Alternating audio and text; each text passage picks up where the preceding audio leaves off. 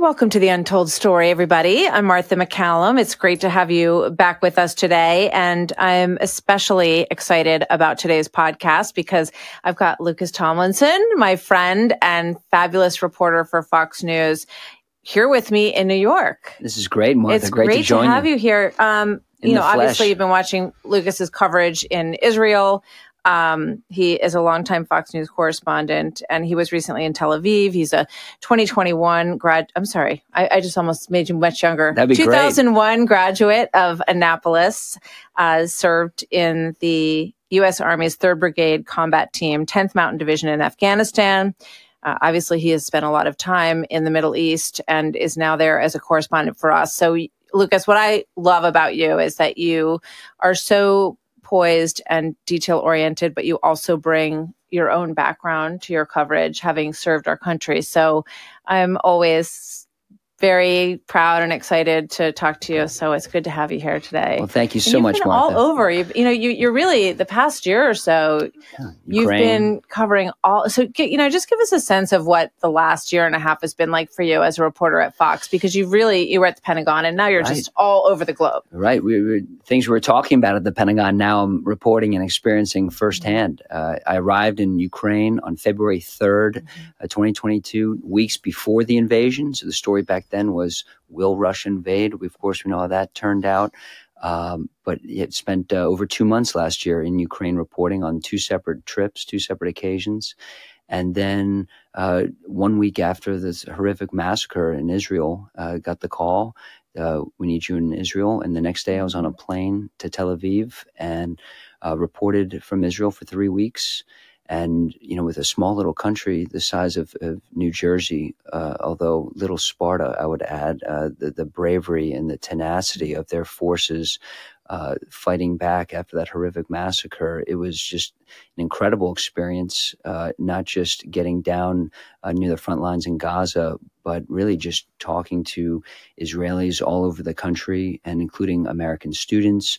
And I even had the opportunity to interview some American firefighters, guys that just, they saw the massacre and they said, I have to do something. And when I heard about these gentlemen, after interviewing some refugees, it was just an offhand remark, there's some American firefighters here. I was like, got to talk to these people. So it was an incredible experience.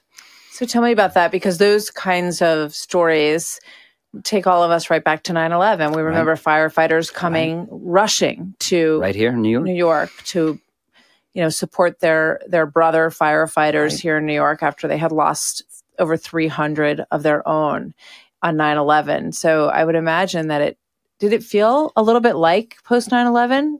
That's what all the Israelis say. Not only do they compare the massacre to the Holocaust, which Israelis say they've never done in the 75-year history of their nation, but when it comes to 9/11, Bibi Netanyahu has said this is like 20 9/11s, just because Israel is only a size of, it only has 9 million people. So when you look at 1,200 massacred, killed, and of course the hostages, which do you feel, Martha, sometimes we still don't talk enough about the hostages? Absolutely. Right. 240 hostages, up to 10 Americans being held hostage, children, up to 30 of the hostages are children. And also, I think, unreported part of it, 35 of the hostages are Thai farm workers from the kibbutz. Yeah, in fact, I was just reading a story this morning in the Wall Street Journal about, I think his name is Bipin Yoshi, a young man that they profiled whose family is trying to trace his last steps. They believe that he saved people who he was hiding in a shelter with. They were at the concert, and that he threw one grenade out. Another grenade went off in the room. They were injured and killed. He tried to get the people who were okay to move to another location and to try to save them. They think that he may be in custody, but they don't know. He may be dead. And his family, they're Nepalese, and they have not a lot of resources to get their word out. But you hear this heartbreaking story of their son, who to them and to others in this situation, heroic actions. And they feel like nobody is paying any attention. And I couldn't agree more. I mean, every day in our meeting in the morning, I just keep emphasizing, what about the hostages? What about their faces, their pictures? Show them, show them, show them. And sadly, pictures that are being torn down on the streets of New York. It's unbelievable. It's sick. It's sickening.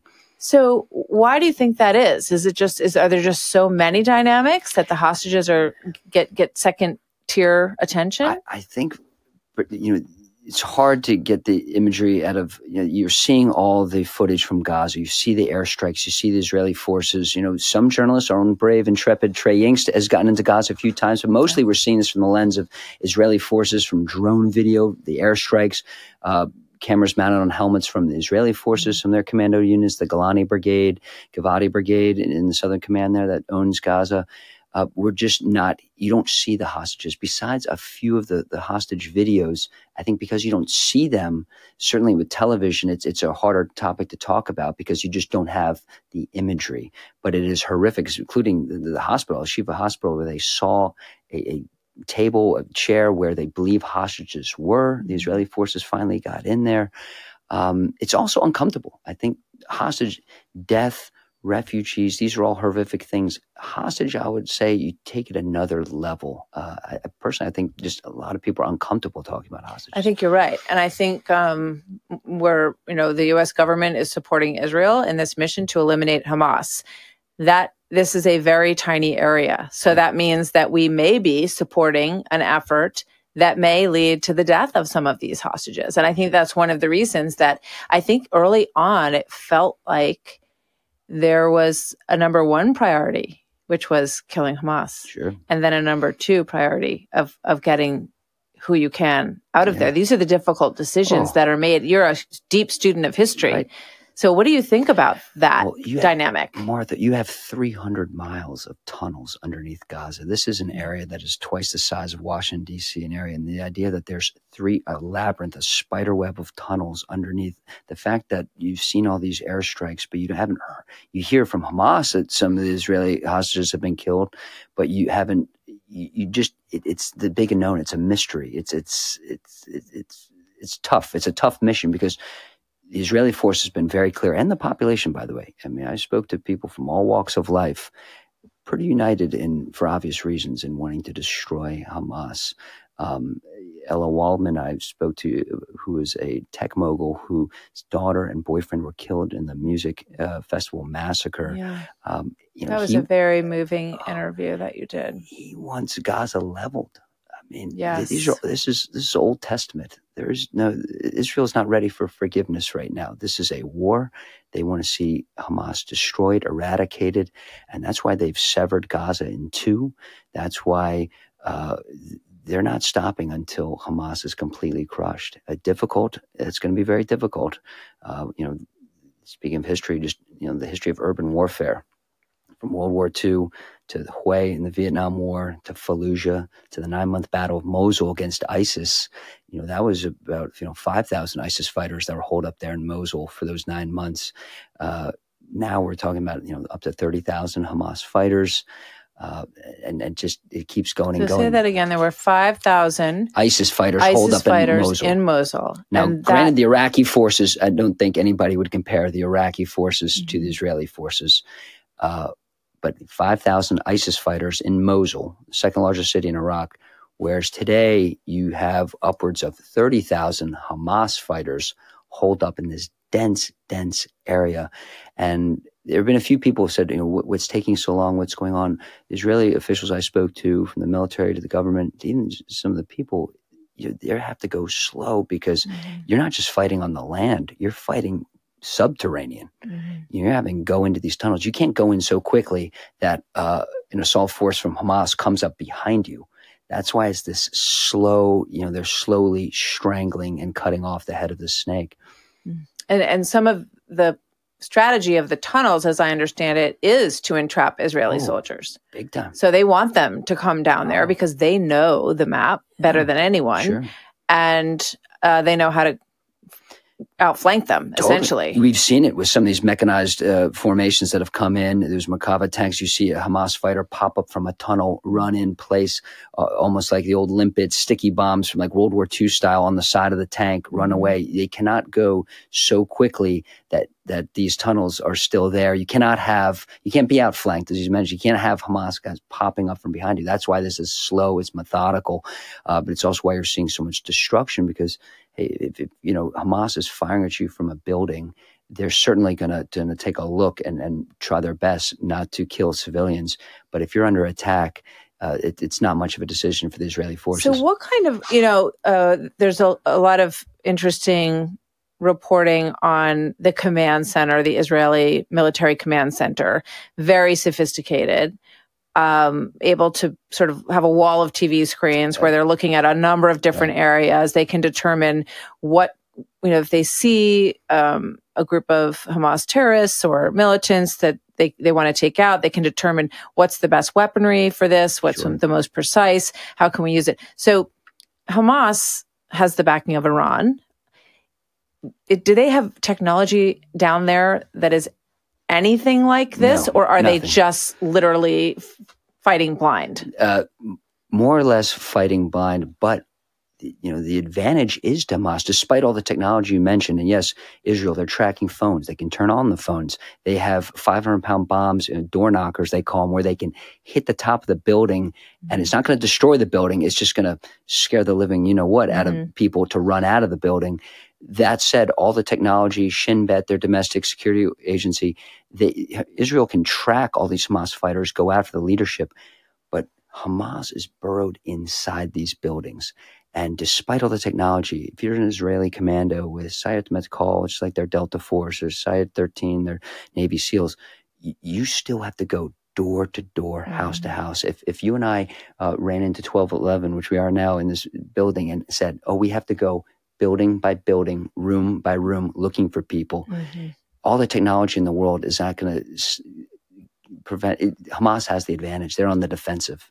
They're the ones hiding behind those doors in those buildings, and they need to be rooted out. And it's a form of warfare that, frankly, hasn't changed much in decades. Yeah, no, that's so interesting. You talk about the door knockers, like Israeli forces dropping sort of a light bomb, for lack of a better word, on top of a building, which basically is a warning to all of the residents, the citizens of that building, that they have time to get out.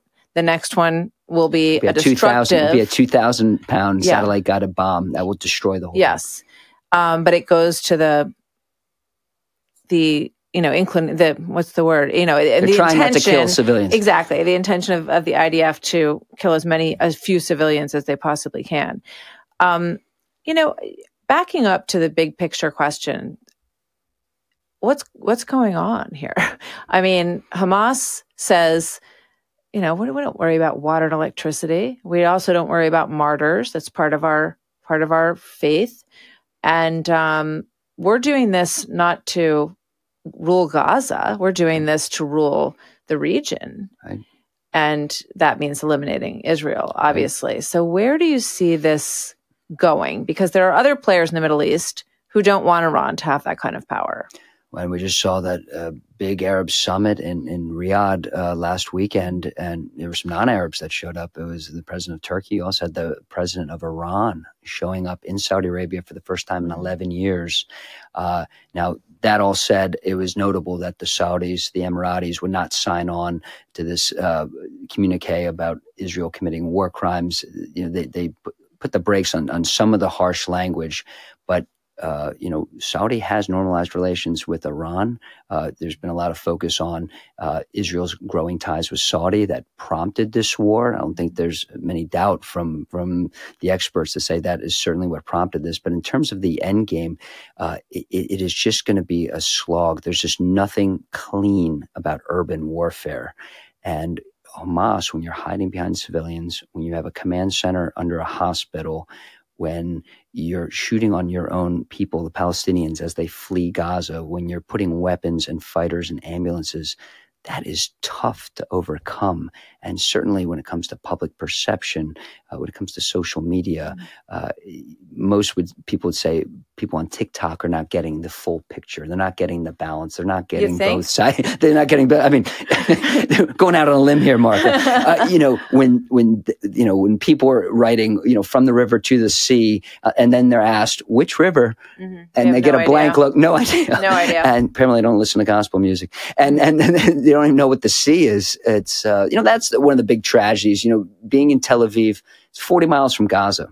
And, this is the same distance from New York to Baltimore. You still have rockets. That's about how this ends. the fact that we are 35 plus days into this war, weeks into this ground invasion, and Hamas can still, does that surprise you, Martha, can still launch these rockets? It surprised me. They still do they have an endless supply from Iran and from North Korea? I mean, it could go on for a very long time. And you saw what they did with these rockets. And these are, they're cut the water pipes to build some of these rockets. They took all the water pipes that were donated. Remember, Israel's supposed to supply the water and the supplies into Gaza. That was part of the Camp David Accords from the late 70s. And so they've, taken, first of all, how they built all these tunnels, where did all the cement come from? Where did all these product come from? The financial backing came from Iran for sure. But in terms of supplies, some of this does come from the West. And the fact that they've turned all the cement, all these products into, weapons of war, bases, it's startling. Is there any hope for the Hamas, Iran, Hezbollah cause or their desire to wipe Israel off the map through war from the north and Hezbollah, from the south, inside from Hamas, and from the east coming from the Houthis? I mean, I've talked to a number of Israelis who say, yeah, I'm actually worried about that for the first time in my life. Sure. Well, I mean, fighting a two-front war is never easy. Certainly Israel has their hands full with Hamas at the moment. We're still not seeing Hezbollah going in big. You're seeing the anti-tank rounds, the rockets being launched from Lebanon, but you're not seeing a big push by Hezbollah. Nasrallah, the leader of Hezbollah, you heard his speech a week or so ago. Some critics were saying that some of the language on college campuses was more insightful. It was more devastating than what they heard from Nasrallah. He regrets the war. He's publicly said he regrets the war from 2006. He did not know that Israel was going to come so hard. And if you're Nasrallah, if you're Hezbollah, and you're looking what Israel is doing into Gaza, and in fact, we just heard the Israeli defense minister warn Lebanon, warn Beirut, you see what's going on in Gaza, right. This will be Beirut. This could be you. And unlike Hamas, Hezbollah has tried to really be a government. Sure. And allow, I think, a little bit more freedom than the kind of situation that the people in Gaza live under, where they have, basically it's like the mullahs in Iran. Right. They can't really do anything. Women wear hijab wherever they go. So Nasrallah wants to hang on to his power. He has a little bit of a political interest in making sure that the memories that people have from 2006 aren't revisited. Right. And survival. I mean, at the end of the day, these tyrants, they do want to survive. They're not all fatalists, some are, but he wants to survive. And fascinating. It's always great to talk to you, Lucas. I could talk to you for hours. But before we go, I do want to ask you about last night. This is gonna come out on Friday, so it'll be a couple days ago. But you had a really special night last night and a ceremony honoring our own Benjamin Hall in the name of someone who's very special to you. Yes. So tell everybody about that. What a great honor. The Fund for American Studies supports young journalists. And one of the awards given is the Kenneth Y. Tomlinson Award. My late father, who was editor-in-chief of the Reader's Digest, he was former director of the Voice of America under President Ronald Reagan, and I might be a little biased here when I say I think helped bring down the evil empire. We forget in this day and age before the internet, it was shortwave radios that people were huddled to behind the Iron Curtain, grasping for the truth, wanting to hear what is really going on about their leaders, about their population, about their culture. So to go last night, to come up here to New York, to have Benjamin Hall, our own greatest hero that we have at Fox, and to present him with the Kenneth Y. Tomlinson Award, named after my father, to Ben Hall. It was very special. And it was great to see Ben also, because, he lives in London now. It was a very special evening. And Ben, as he does so well, as our viewers know who watch him on Fox, he just had some incredible remarks about the importance of reporting, why you have to go to the front lines, why you have to push.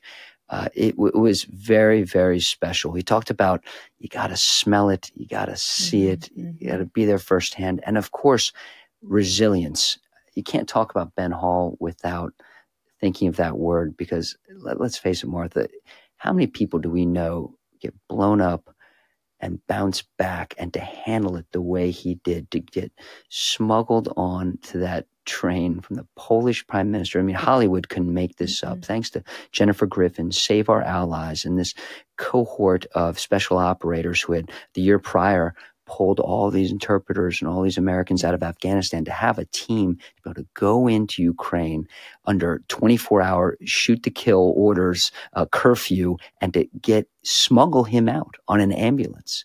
And the whole time, Ben is doing it with a smile. Jennifer said that he was saying please and thank you to everybody. And to be stopped at these checkpoints, they unwrapped his bandages. They didn't believe he was in the condition he was because of the smile on his face.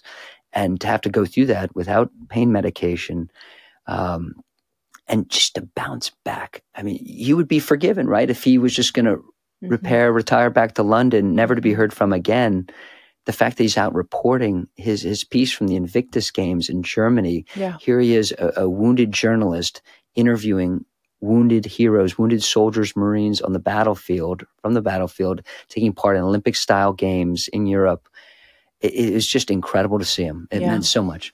Well, I think he is just so extraordinary. And listening to you remind everyone of those stories, I would just recommend that everybody, if you haven't read Ben's book, Saved, it is an incredible story and an inspirational story. And he was not done living. Right. And he has proven that day after day. And he also is an English gentleman through and completely. Through. And that's why when he's like limbs that are, hanging on by a thread, he's still saying please and thank you to the people who are helping him. But you know what? Those people who helped him, and they were extraordinary, from Jennifer Griffin to Save Our Allies to executives at this company and people in the State Department who were involved in getting him home.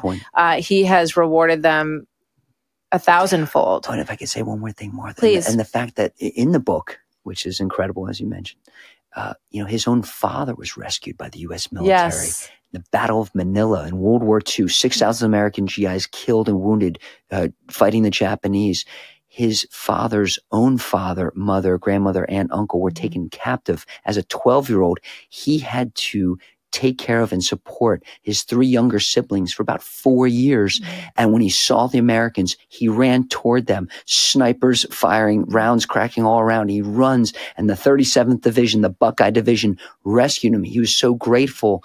And here's Ben now, 70 years later, getting rescued from the U.S. military. And you're so right to mention not just our executives here at Fox, but the U.S. military. And, of course, the U.S. forces cannot go into Ukraine because of restraints. But the fact that, from John Kirby to the White House, there was a Black Hawk waiting that if they could get to the border, the U.S. military was going to save Ben, take him to Landstuhl, where hundreds, thousands of our brave soldiers, Marines, over the years have been taken from the wars in Iraq and Afghanistan. The fact that the U.S. military opened that up to Ben, I don't think he'd be alive today without him. It's absolutely extraordinary story. And thanks for recounting it and for telling us about the award last night in honor of your dad, who had an extraordinary career and has a pretty terrific son. So, Lucas, it's always great to see you.